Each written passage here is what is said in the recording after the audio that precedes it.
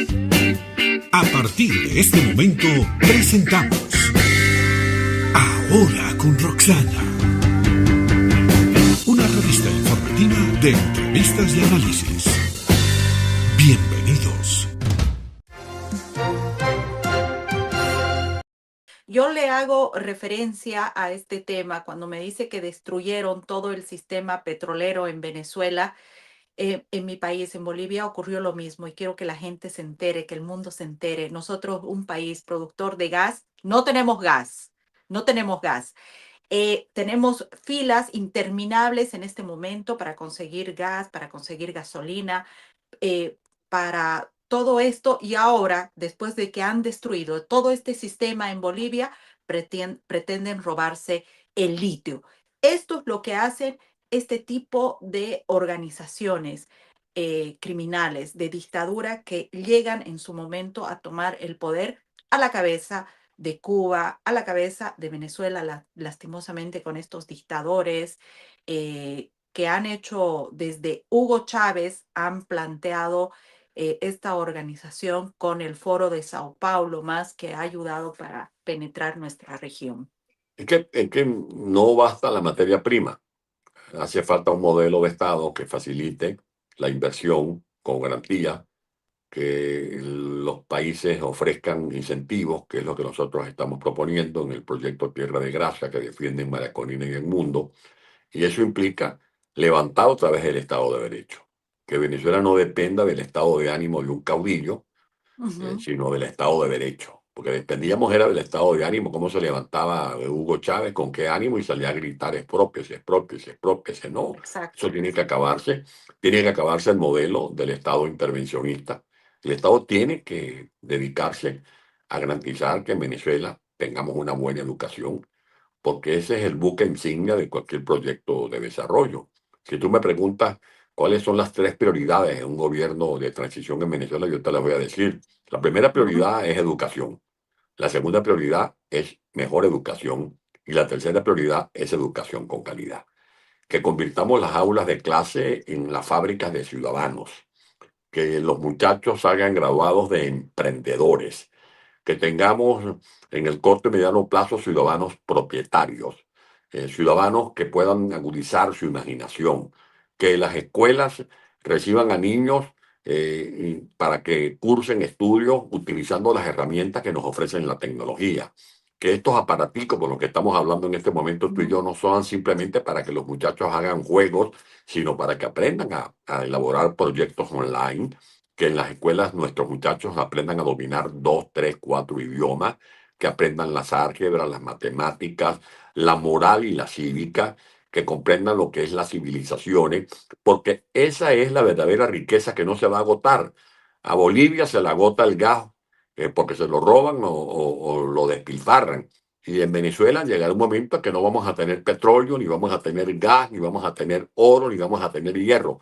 Pero si tú lo que ganas por concepto de la explotación del oro, del gas, del petróleo, del hierro, de la bauxita, del litio, del toriol, lo transformas en escuelas, en tecnológicos, en universidades, ese es el pozo de petróleo que está aquí, que no se agota. Lo que tú le metas en la mente al niño, la educación que tú desarrolles, el talento que tú promuevas, eso es una riqueza inagotable. Y esa es la lección que nosotros tenemos que aprender de esta crisis, que no puede ser estéril. Que se acabó ya el mito de que somos ricos porque tenemos petróleo, que se acabó ya esa historieta de que éramos los ricachones de América Latina y se regalaba por aquí, se despilfarraba por allá, que el Estado se limitaba a recibir los petrodólares y la gente creía que teníamos todo resuelto. No, la riqueza no puede depender de lo que un balancín saque del subsuelo. Tenemos que usar estas manos, esta cabeza para producir riqueza, para generar riqueza, y eso es solo con trabajo creador. De allí que esa es la lección que nosotros tenemos que darle a los venezolanos, a los bolivianos, a cualquier ciudadano de América.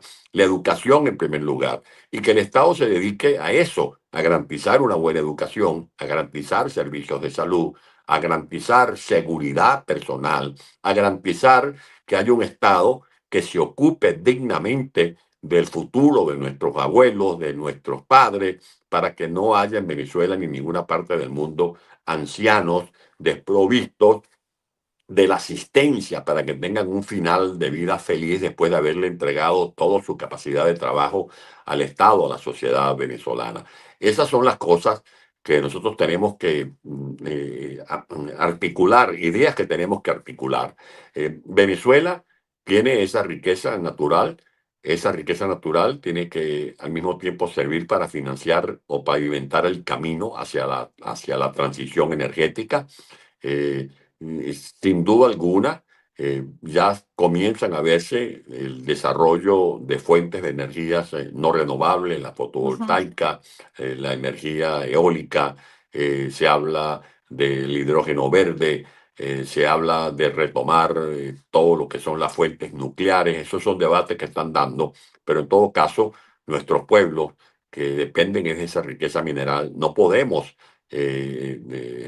prescindir de esa riqueza y esperamos que los países que se han desarrollado gracias a la explotación de nuestras Ujú. riquezas minerales nos entiendan que nosotros necesitamos explotar lo que nos queda de riquezas minerales para financiar ese proceso de desarrollo armónico desde el punto de vista económico y social y crear las condiciones para que podamos hablar con propiedad de nuevas fuentes de generación de energía. Un punto más, en los últimos días se ha conocido que desde Washington, Estados Unidos, se ha empezado y se ha desarrollado una investigación especialmente sobre personas venezolanos que estén lavando recursos, no solamente en Estados Unidos, también en Europa. Venezolanos que están ligados con la dictadura y que han trabajado a favor de Chávez. Hace algunos días han detenido a un venezolano que era, tengo entendido, un coronel encargado de hacer represión y realizar torturas a venezolanos de oposición.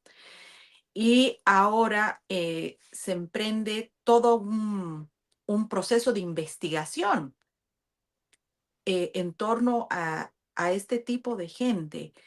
¿En qué podría ayudar para la liberación de Venezuela, para sacar a la dictadura? Esto es lo que se está haciendo y trabajando en Estados Unidos. Que la impunidad no puede encabezar nuestra ruta hacia el futuro. Quien haya cometido delitos, sea quien sea, tiene que rendir cuentas ante la justicia. Pero una justicia donde haya debido proceso, para evitar linchamientos, para evitar o ahorrarnos procesos amañados. Nosotros estamos viendo un régimen que manipula la justicia en Venezuela. En Venezuela no hay Estado de Derecho, en Venezuela no hay autonomía del Poder Judicial.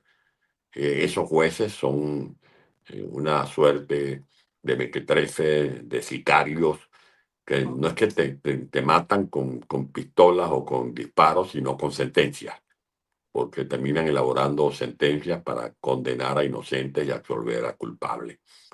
El gobierno de transición de Venezuela, que va a encabezar el mundo María Corina, tienen el compromiso de iniciar un proceso de reconstrucción de la infraestructura, del tejido social, de levantar el aparato productivo, que podamos ver otra vez a las refinerías en plena producción, rehacer nuestros sistemas hidroeléctricos para generar electricidad, recomponer el parque de termoeléctricas, volver a colocar en el sitial que merecen nuestras universidades, recuperar los sistemas de riego, los caminos vecinales, los silos, volver a aprender la maquinaria de la petroquímica. Todo eso es importante, pero también la moral.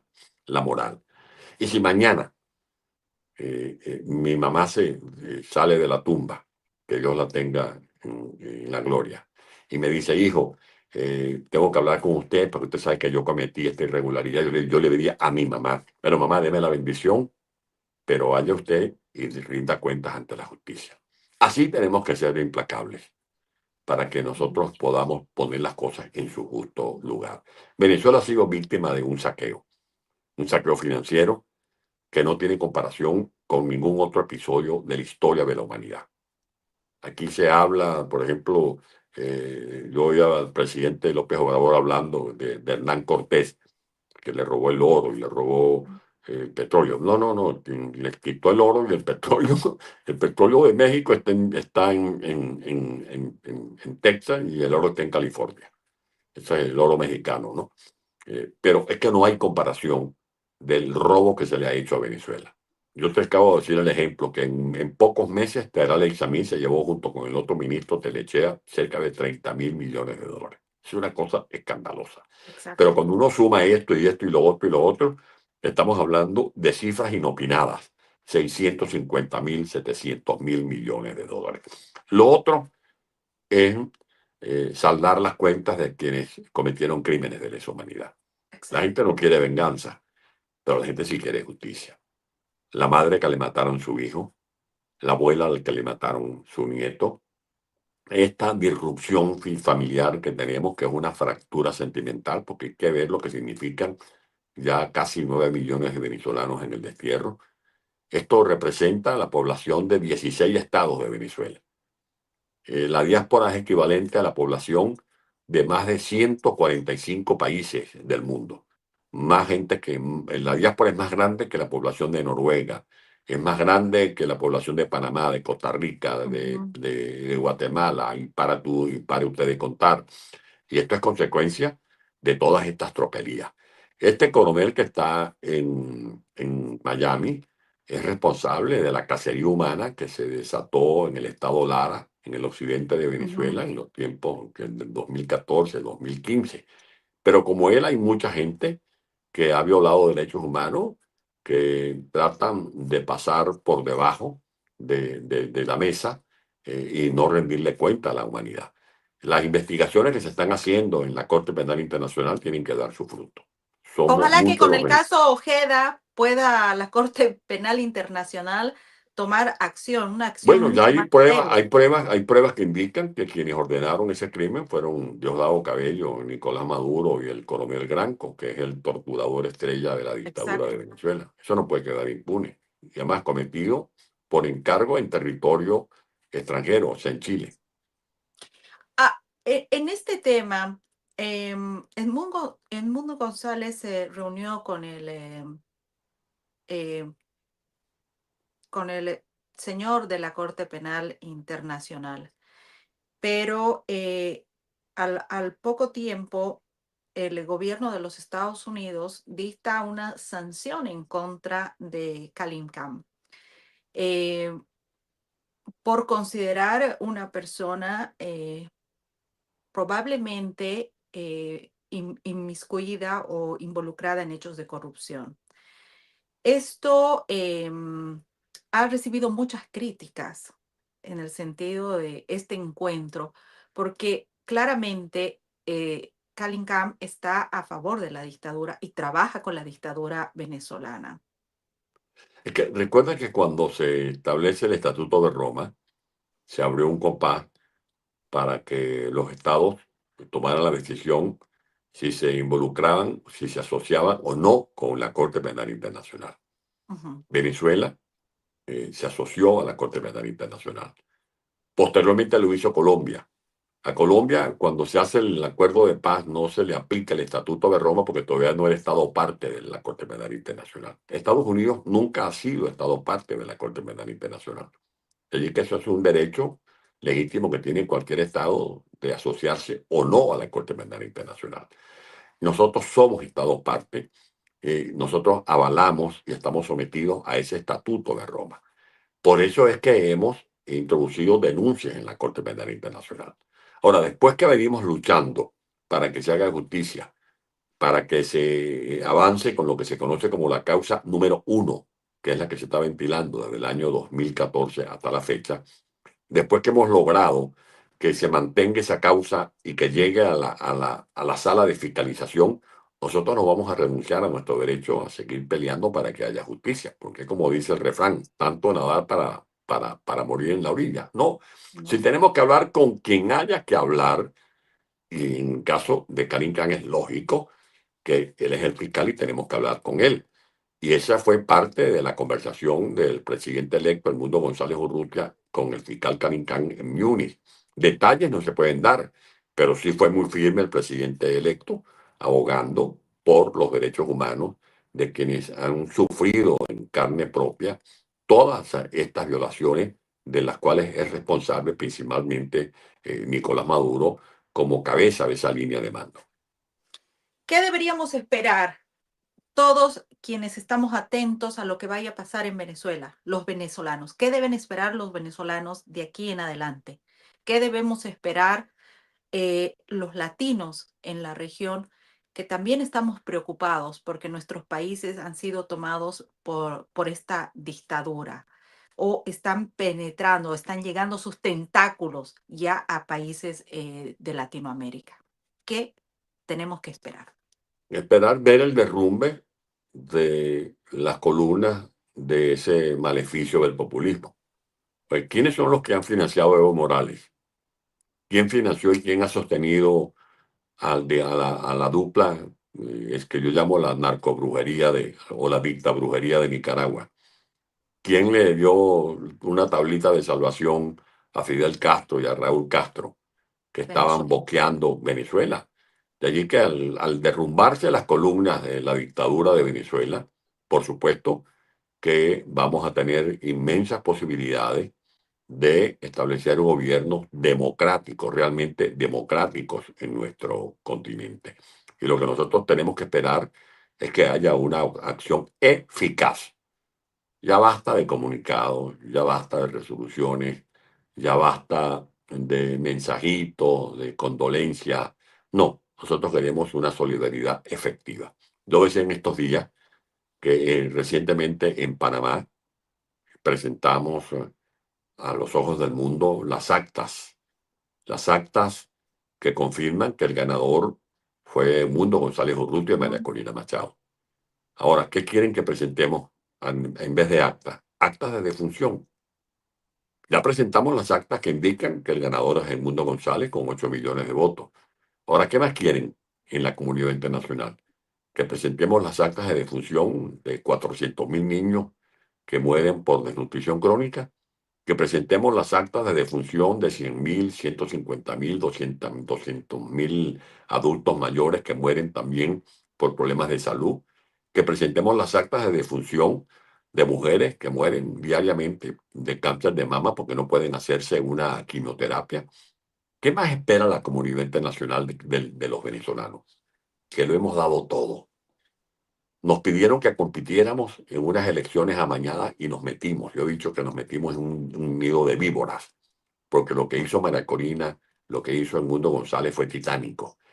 Pero más épica o más épico fue lo que hizo el pueblo de Venezuela. Por eso se ha calificado de hazaña lo que ocurrió el 28 de julio, porque fuimos a un proceso electoral con todas las desventajas del mundo. Le ganamos a Nicolás Maduro con sus rectores, porque esos señores que se fungen de rectores, con algunas excepciones, como la de Juan Carlos del Pino, eran títeres de Maduro. Le ganamos con su registro electoral permanente envenenado. Le ganamos con el Plan República, que él mismo supuestamente controlaba. Le ganamos con la hegemonía comunicacional, porque controlaban los medios de comunicación.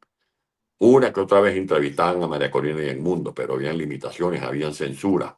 Le ganamos con la hegemonía financiera. No habían recursos financieros para apalancar la campaña de Mundo González y María Corina Machado. Les ganamos en medio de toda la atrocidad de un régimen que cometió detenciones arbitrarias antes del 28 de julio y también detenciones postelectorales. Llegaron a tener más de 2.000 seres humanos presos, más de centenares de niños, de menores de edad detenidos, mujeres, simplemente porque alzaron su voz clamando la libertad de Venezuela. Eso tiene que acabarse.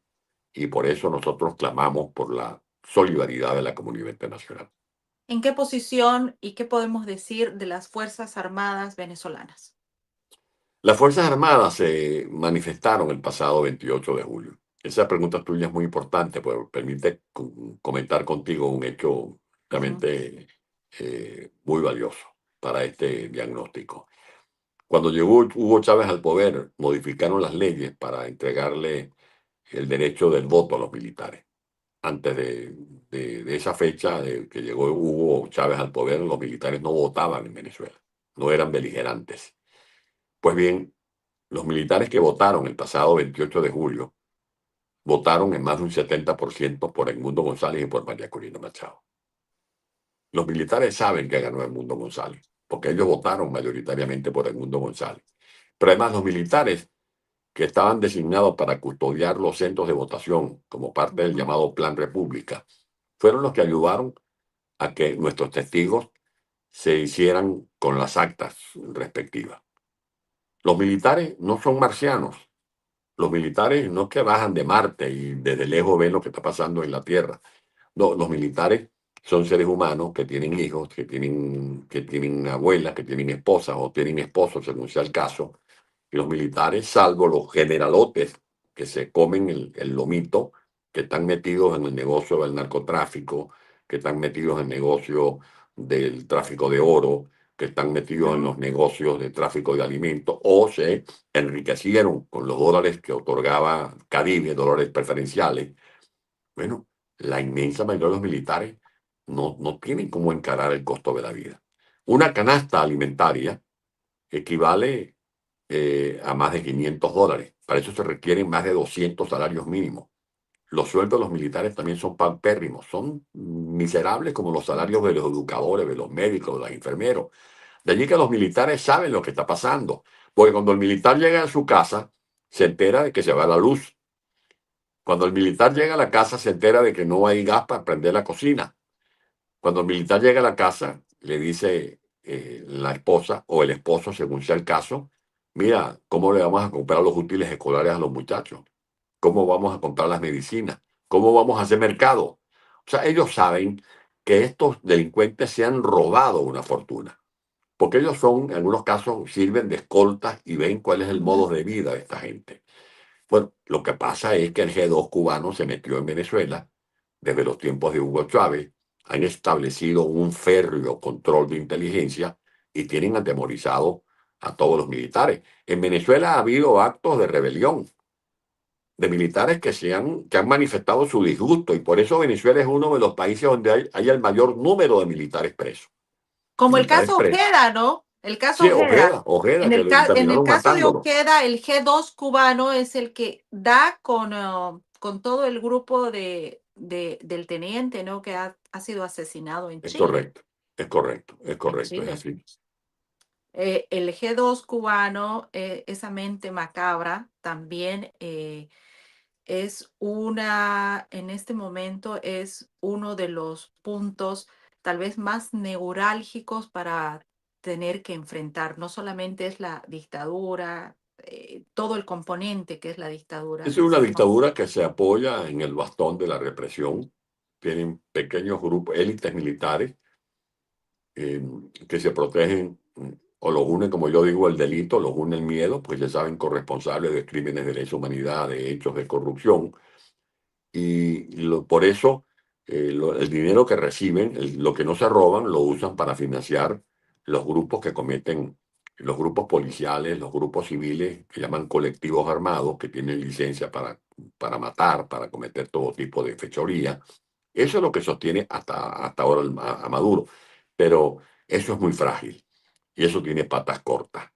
Y necesitamos es como un avance más definido y determinante por parte de la comunidad internacional. María Corina sigue resistiendo en la clandestinidad allá en Venezuela. Mundo González sigue haciendo su trabajo desde el exilio, articulando estas alianzas que están dando algunos resultados que están a la vista de todo el mundo. Hay cosas que no se pueden ventilar en micrófonos ni en vitrinas, porque eso forma parte del trípode al que hizo referencia María Corina hace algunos días, cuando hablaba, uno, de la necesidad de consolidar la organización ciudadana. Y los ciudadanos siguen trabajando de manera articulada. Por supuesto, muchos de ellos también bajo resguardo porque están siendo perseguidos. En segundo lugar, una dirigencia política que no pierda el foco para que haya una estrategia, para que haya una conducción atinada y poder, por ejemplo, sortear todas estas tentaciones con las que el régimen pretende dividir a lo que es la oposición en Venezuela, promoviendo nuevas elecciones, pero con cosas como esta, que el que quiera participar en esas elecciones amañadas, ese circo electoral que quiere montar Maduro, tiene que firmar un documento comprometiéndose, uno, a reconocer que el resultado que dio a conocer Amoroso el pasado 28 de julio es cierto, cosa que sabemos que es infundada. Y en segundo lugar, a comprometerse de antemano a que no va a chistar, a que no va a decir esta boca es mía, después que Amoroso dé a conocer el resultado que ya deben tener preelaborado de esas supuestas elecciones que van a hacer en el mes de mayo. La Ahí nos otra, vamos a dar, perdón, ahí nos vamos a dar cuenta de quiénes o quiénes son los opositores funcionales, ¿no? Los que jugaron siempre a ser los opositores funcionales tras todo este escenario. Alcalde, dígame, ¿tenemos tiempo, tenemos fecha para ver a Venezuela libre? yo sería temerario si digo que eso es para mañana o la semana que viene, pero yo sí me atrevo a decir que estamos más cerca que ayer. Que desde luego la gente tiene que entender la otra pata de ese trípode a la que se refería María Corina, cuando en una frase nos llamaba a la reflexión diciéndonos que es hora de aplicar la estrategia, una paciencia estratégica. Que la paciencia que nosotros invocamos a los ciudadanos es para que se crucen de brazos, no para que, como cuando alguien va a hacerse una radiografía, no se mueva, no respira, no es quietud, es una paciencia estratégica que no impida que sigamos activos como lo está el pueblo de Venezuela dentro y fuera del territorio nacional. Seguimos adelante, estamos más cerca que ayer. Esta es una lucha que se construye entre los ciudadanos. Y yo decía en estos días en una conferencia que la gran responsabilidad de un ciudadano, el honor más grande para un ciudadano, sea de Bolivia, ciudadano de Nicaragua, ciudadano de Cuba, ciudadano de Argentina, de Perú, de Chile, es darlo todo por la madre patria. Y que en este momento se entrelazan esos sentimientos. Yo decía que hay el Padre Nuestro que estás en el cielo, yo digo ahora, Patria Nuestra que estás en la tierra. En Venezuela hay una canción que uno cantaba cuando llegaba a Cumaná, una zona del oriente, y se colocaba a la orilla del río Manzanares, y la canción más o menos decía, Río Manzanares, déjame pasar, que mi madre enferma me mandó a llamar. Yo parafraseo esa letra con el permiso de sus autores y diría, caminos de Venezuela, caminos de la frontera, déjenme pasar, que la patria enferma nos mandó a llamar. Porque, como dijo también el poeta Andrés Ruiz Blanco, bendito los pueblos que no se olvidan de sus hijos, pero bendito los hijos que nunca se olvidan de sus pueblos. Y esta es una hora en que nosotros tenemos que hilar los sueños. Tenemos nosotros que extender la mano a ver si podemos agarrar las riendas invisibles de esa patria para cabalgar en nuestro eco y poder hacer lo que nos corresponde, luchar, nunca rendirnos. Espero que esa sensación que yo he sentido, que se me ha erizado la piel, espero que todos los que vean esta entrevista también la sientan, porque hay una esperanza. Le agradezco mucho por su tiempo, alcalde Antonio Ledesma, comprometidos para seguramente muy pronto hacer otra entrevista, porque Venezuela sí lo necesita. Necesitamos contarle en el mundo lo que está pasando paso a paso y que la región se entere, y también en los Estados Unidos puedan comprender esta realidad de Latinoamérica. Muchas gracias por su tiempo, por Muchas la gracias a entrevista. ti, muchas gracias. Ha sido un inmenso placer. Gracias y que Dios te bendiga. Igualmente, bendiciones, alcalde.